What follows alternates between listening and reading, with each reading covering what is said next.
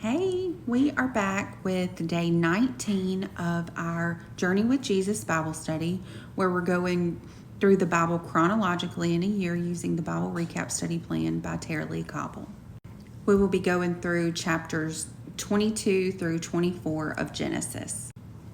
In the beginning of chapter 22, right out of the gate, God is asking Abraham to sacrifice his only son. It's not his only son, but it's the only son in the promise, to sacrifice him. And God is testing him to see if he loves him or what he can give Abraham more. So God says, take your son and go to the land of Moriah, what is believed to be Jerusalem. And so from Beersheba, where they were, to Jerusalem, it's believed to be a 3-day or a 2-day walk. And so on the third day, Abraham saw where he was supposed to be going. Again, think about the significance of 3. If once you see it, you'll just continue to see it all throughout the Bible and see how amazing it is, the way that God kind of puts things, and you see that this is going to be a divine encounter. So Abraham tells the 2 servants that he has to go with him. They're like, stay here. Isaac and I are going to go up and worship, and we will be back. Not just Abraham, we. And so he believed that God would either provide another sacrifice or that God would raise him from the dead potentially. We see in Hebrews, chapter 11, verses 17 through 19, it says, by faith, Abraham, when he was tested, offered up Isaac. And he who received the promises was in the act of offering up his only son, of whom it was said, through Isaac shall your offspring be named. He considered that God was even able to raise him from the dead, from which, figuratively speaking, he did receive him back. In this way, Abraham knew that God was going to do something, whether he was going to spare his life in some way, whether it was raise him from the dead or provide another sacrifice. And that's what we see. We see God providing a ram, but it is only after Abraham shows the fact that he is willing to do this. And my commentary had something to say that I thought was really interesting. It said, the fact that a ram died in the place of Isaac suggests the principle of substitutionary atonement, especially the substitutionary death of Christ on the cross as the Lamb of God who takes away the sin of the world. A ram is just a male lamb. And it's not lost on me and those who read this that in verse 6, it says, Abraham took the wood of the burnt offering and laid it on Isaac his son, and he took in his hand the fire and the knife. Isaac had to take that wood that he would be burnt on up the mountain himself, just like Jesus had to take the cross to Calvary on his own. In this, Abraham passed God's test, and Abraham revealed that his faith and trust was in God alone. And plus, God kind of establishes himself as different from all the pagan gods in the area. All of the other pagan gods would demand a human sacrifice. And so God is here demanding that, but then he provides the sacrifice. And so he's establishing himself as separate than all of these other gods, that if there is a sacrifice that is required, he will provide it. And additionally, what is very interesting about this is believed to be the same mountain range that Jesus did carry his cross to Calvary on. Then we get to chapter 23, where it talks about Sarah's death. And this is significant because the Bible doesn't really focus a whole lot on women. I mean, we know that. And the very fact that she has her own chapter that's really devoted to her death and what happens at her death is pretty significant. And the fact that they say how long she lived. She lived 127 years. And that's the only woman whose age is ever noted in the Bible, like ever.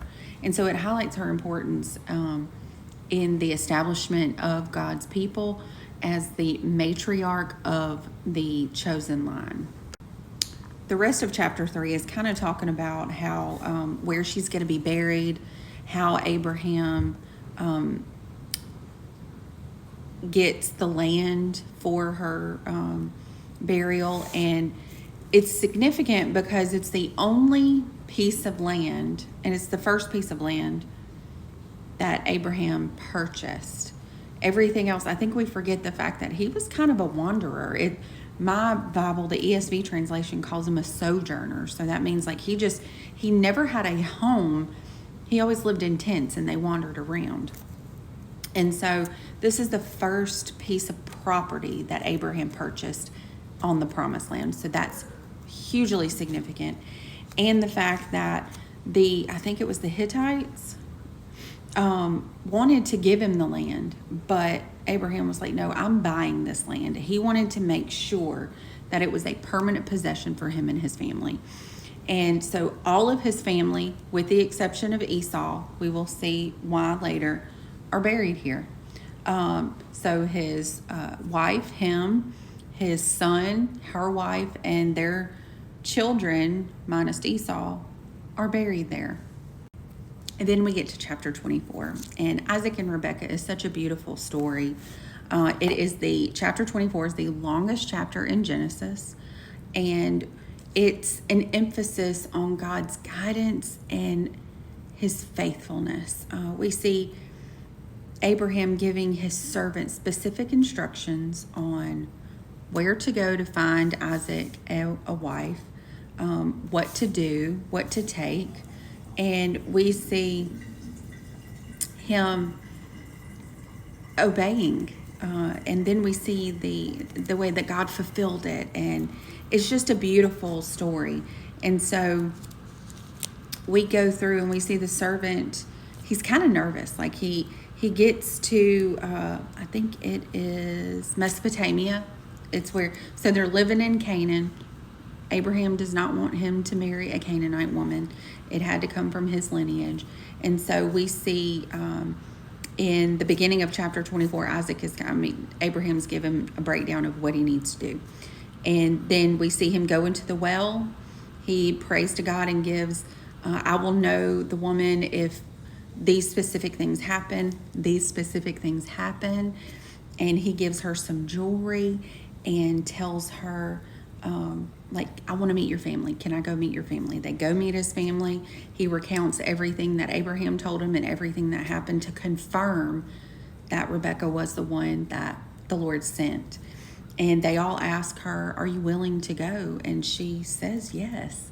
And so she takes her maidservant with her, and the servant that Abraham sent and her maidservants go.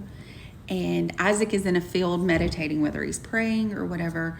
And Isaac sees her, she sees him, she gets off of her camel and she veils her face, and they see each other. And then, in verse 64, it says, Rebekah lifted up her eyes, and when she saw Isaac, she dismounted her camel. And the servant said to the servant, who is that man walking in the field to meet us? The servant said, it is my master.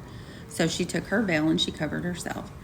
And the servant told Isaac all the things that had happened. Then Isaac brought her into the tent of Sarah, his mother, and took Rebekah, and she became his wife, and he loved her. And this was a comfort to Isaac after his mother's death. And so it's just so beautiful. And we just see that God really does care. Not only is he trying to establish a line here, but God cares about marriage and the covenant of marriage. So next we will go on to day 20 and begin in chapter 25.